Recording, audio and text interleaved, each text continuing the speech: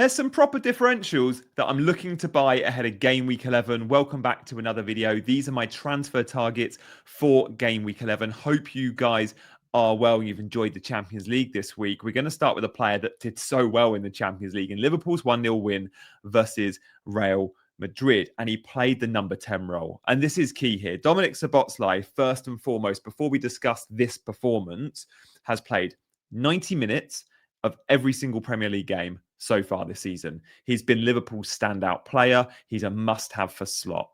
He is now on set pieces at Liverpool. Since Trent left, he takes half the corners.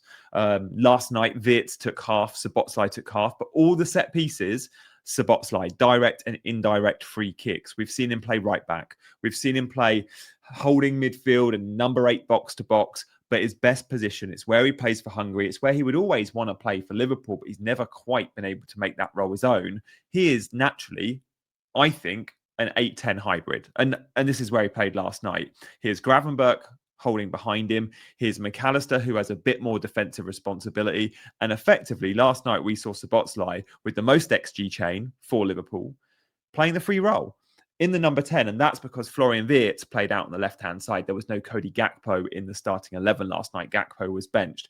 Wirtz played really well on that left-hand side and maybe inverted, close to Ekitike, maybe having a little bit more space out wide, new to this team, new to the Premier League. I know this was a Champions League game, but maybe Wirtz is going to be suited to that position. Regardless, Dominik Szobozlai is in the 11. He is a £6.5 million midfielder that is under 5% owned, that is brilliant for DEFCON, that has excellent routes to points, and now, if he continues to hold down this number 10 role, has the average position as well. And with that, you're going to get brilliant numbers, because when he's playing in this sort of form, in this sort of position, you're going to get a lot of shots from range, but you're going to get a lot of creativity too, not just from set plays, but from open play. So Liverpool lined up in it was almost like a 4-1, you could say, like McAllister, Szobozlai, Wirtz, Salah behind Ekitike and Gravenberch holding. Robbo got quite far forward on the left. Conor Bradley had a great game on the right. We're seeing this as a constant theme with Liverpool. Mo Salah, less responsibility in the team, less XG chain, fewer shots.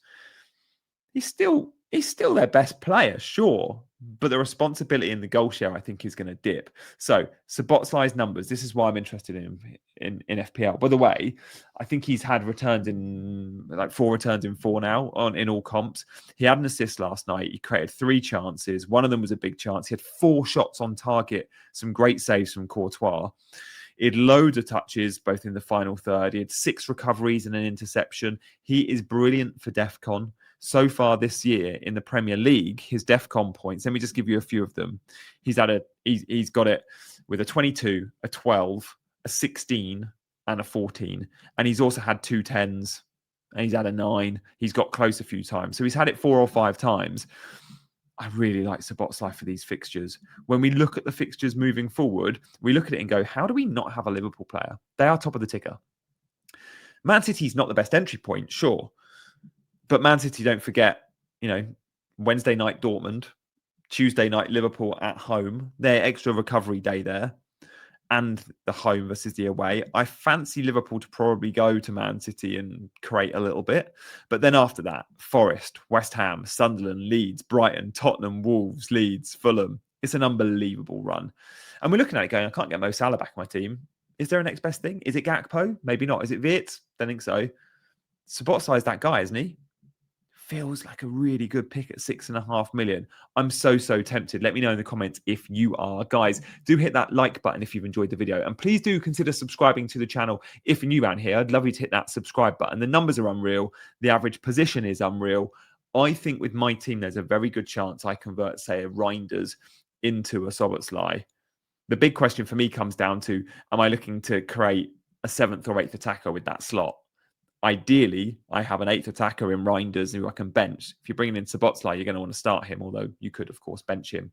He is going up in value Wednesday night. I'm recording this Wednesday afternoon.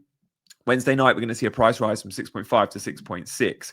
There are a couple of other midfielders out there that are very, very popular and they're at huge points. Similar price bands, Caicedo, a little bit cheaper, and Declan Rice, give or take the same price. Szobozlai is way better, isn't he? Rice has your routes to points in the same way as Szobozlai. right? He takes the set pieces. He's good at DEFCON. He shoots from range. Rice is a really good, solid pick. I would argue there's 3 better Arsenal players than Rice, but I completely get it, and the points don't lie. Caicedo ain't going to score the amount of goals he scored. Like, Caicedo's on what this season? 4 goals already? I think he scored like something like 4 in 100 before the 4 in 10 this season. So we mustn't look at Caicedo and think long-term goals are going to continue. They shouldn't do, in theory.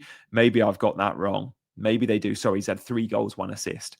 So 4 attacking involvements. I think if you look at his previous 100 games, it'd struggle to break 6 or 7 goals, assists. He's just never been that guy. This season, things have fallen to him. Fair play if you're on Caicedo. Would I go buy him? He's still a good buy because of his. He will get DEFCON like 75% of the time, and he is still very cheap.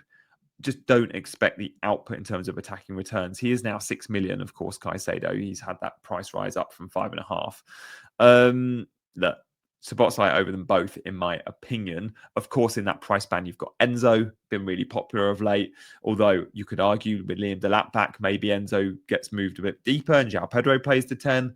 Ismail Assar is still my standout pick in the price band. I think he's been amazing.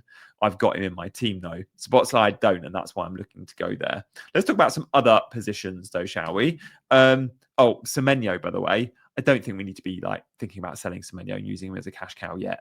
Of course, Man United mids, other mids I've just mentioned, you might want to get to, you might want to save money. I still think I look at Semenyo and go, it's a few blanks, it's fine. We keep calm, we carry on. His numbers haven't been brilliant in the last 2. Those 2 blanks, the 3 and the 2-pointer, he's had XGIs of 0.05 and 0.07. He hasn't done much in those 2 games, but moving forward, the fixtures are there. Villa away. Remember, Villa play on Thursday night. Could be a bit tired. Villa away is a fine game. Then it's West Ham, Sunderland, Everton.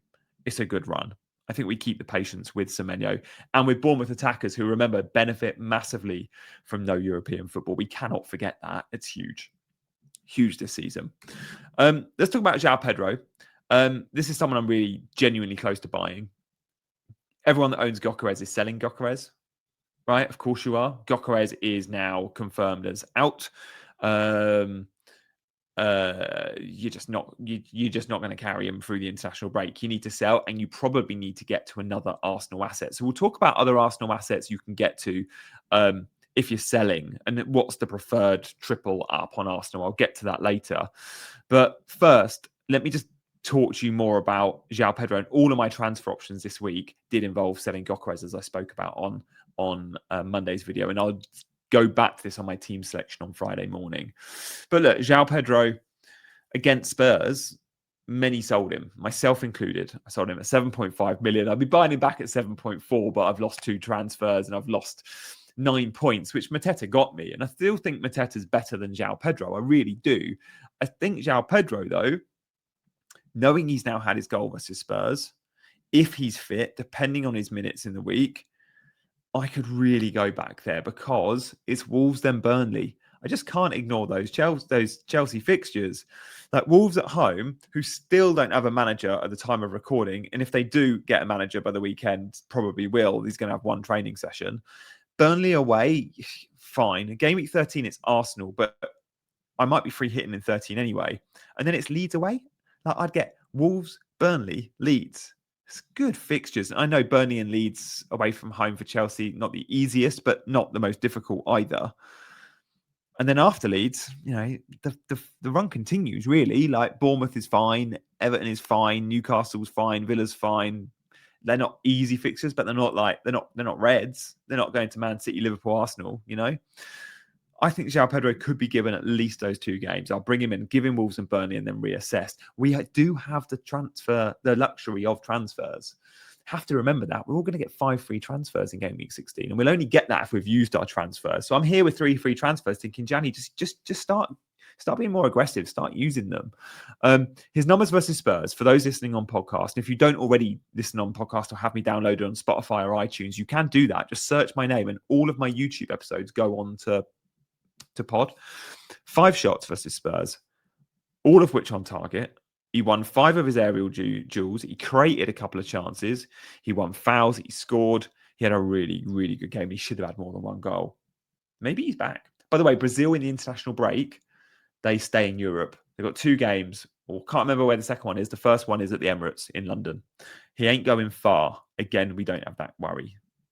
Often it's the case for our South American players. So that's Joao Pedro. I think he's the best forward to buy this week if you already have Mateta. I really do. You could go down, of course. You go to Igor Thiago. You go down to a Krupa Jr. or a Mark Guiu. I just think there's points to be won. Maybe Delap's a punt, but it's just a minute's risk. I think there's points to be won here with Joao Pedro. Let's now talk about Arsenal assets in general, shall we? This is from Fantasy Football Scout, who tweeted, and there's a code for Scout if you want to know more of all their great stuff on their website. But he's had an amazing amount of clean sheets this year, like 10 games, 7 clean sheets. But he made 2 save points. Because of that, he's never going to get you bonus. And he's never going to get you the additional, rarely get you the additional save points. I think he's had something like 1 save in 3 matches. Like, he doesn't get saves, but he does get 6 pointers. Does it waste an Arsenal spot? That's the biggest discussion for me. Or is he just a brilliant set and forget option that will provide phenomenal value at 5.8? Guys, I'm still on the fence with this. And this is a move I'm making this week. I'm selling Gyokeres, and I am getting to an Arsenal player, defender. I'm either buying Calafiori or I'm buying David Raya. I'm either selling Pope to Raya, which is an upgrade, or a bigger upgrade is someone like a Kilman to a Calafiori. But we need to think about the opportunity cost of having a second Arsenal defender. Does that occupy a spot for a value defender that can pick up hauls on any given game week? We have seen big returns from defenders this season. We've seen Mukiele go and get 17 points. We've seen Rodon go get big points. If you get the fixture right with the cheap guys, having 2 or 3 cheap guys in your squad and rotating them around, a Senesi and a Gabriel who are pretty much set and forget, or a Richards as I've got, I don't think for my team it works to get a second Arsenal defender. Although Calafiori comes with so many more benefits to Raya. He will get the 6 pointers, but he will also get some DEFCON. He hasn't yet this season, but he's come close a few times. He's had a couple of 7s. He will also get a couple of attacking returns. Arsenal was so good from set pieces. It ain't always Gabriel that scores them, right? Gabriel, by the way, 80 points, the second highest. But look, Timber, 4th most highest points. Calafiori's not far off there, Mark Gahey. Like, what's Calafiori on for points this season? He's on 60. So Calafiori's on 60. Like, there's little in it.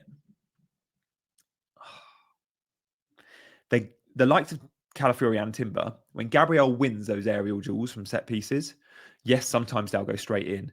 And Gyokeres scored a tap-in because Gabriel won the set-piece header.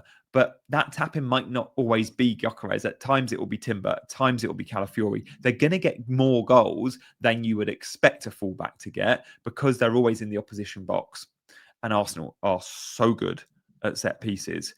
So Calafiori versus Raya is such a difficult shout. Now, Raya's on 52 points this season. Like, he's only 8 behind. And he doesn't occupy that spot. You could argue with goalkeepers, you have a set and forget of a Pope and you're like, oh, he's got bad fixtures. Or you go to a Sanchez at Chelsea and you go, they're just not reliable like Arsenal. So I'm still torn if I want to spend that money. And the difference between a budget defender and Calafiori is huge. The difference between a Pope and a Raya is 500,000. Still need to assess what direction I go in with my team. And I will be confirming that decision on my team selection on Friday.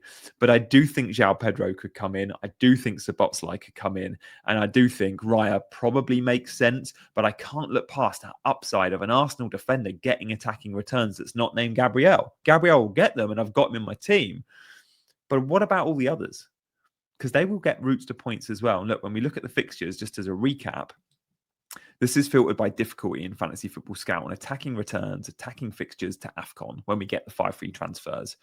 I want to come back to Arsenal, who are just above mid-table there. It doesn't really matter who the fixtures are. They keep cleans regardless, 7 out of 10 so far. But Liverpool are top of the ticker there with Man United. To not have a Liverpool attacker feels naive, and Szobozlai is a cheap route. I might just have to go there, guys. Thank you for watching. Thank you for liking and subscribing, and I'll see you in the next. Bye-bye.